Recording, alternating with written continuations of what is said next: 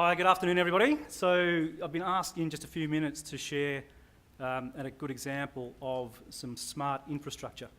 In order to do that, I'm just going to share a couple of quick definitions with you and a little bit of context so that we can frame the problem that we're trying to solve here. As it comes up on the screen now, thank you.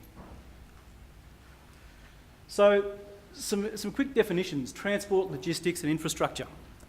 If you think of transport simply as moving people from place to place and logistics as moving goods from place to place, then infrastructure is that asset that we have that enables that movement of people and goods. When you start to look at the structure of our country now and the state of our assets, you'll see some common themes emerging around that. The most common theme is congestion. So I don't know if you live in Sydney or Melbourne or have driven there recently in peak hours, but we know that congestion is a very real thing in our country. We also know that by 2050, the population for our major capitals is forecast to double.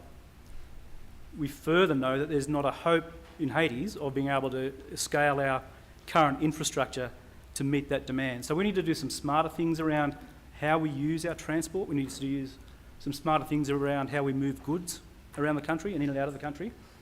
But importantly, we need to be really smart around how we optimise our infrastructure assets. So how we get better throughput, how we extend the life.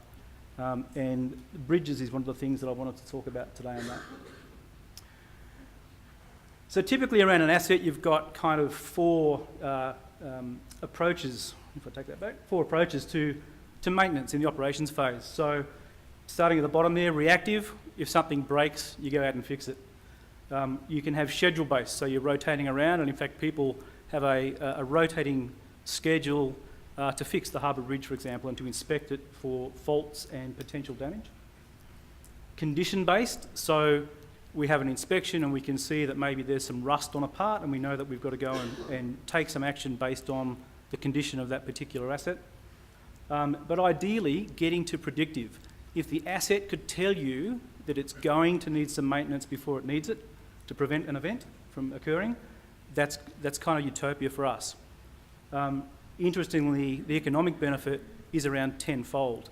It'll cost you 10 times to fix a fault when you react to it as opposed to when it's predictive. So, an asset that we might all be familiar with, looks like a big coat hanger hanging over the harbour there. Some interesting stats. Bridges are designed to flex and move.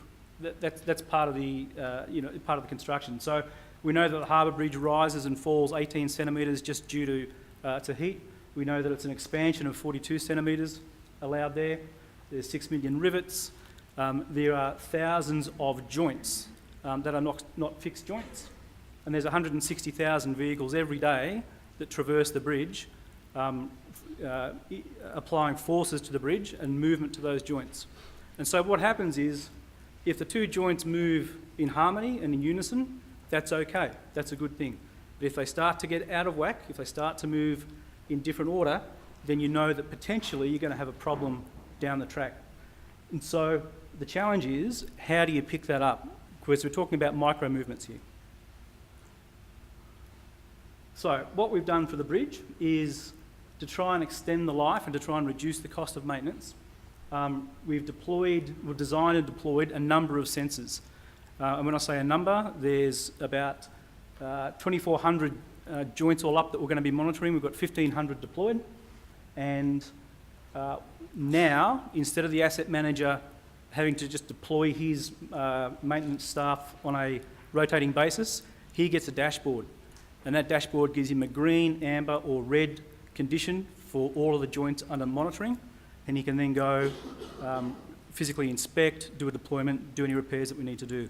It'll save, as I said, an order of 10 in terms of magnitude of the cost of maintaining those assets.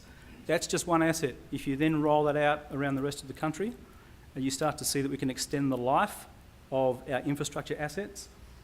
We're starting to create some real wealth and to be able to inform investment decisions around infrastructure for different governments and bodies as they go forward. And I think that's my 5 minutes. Many thanks.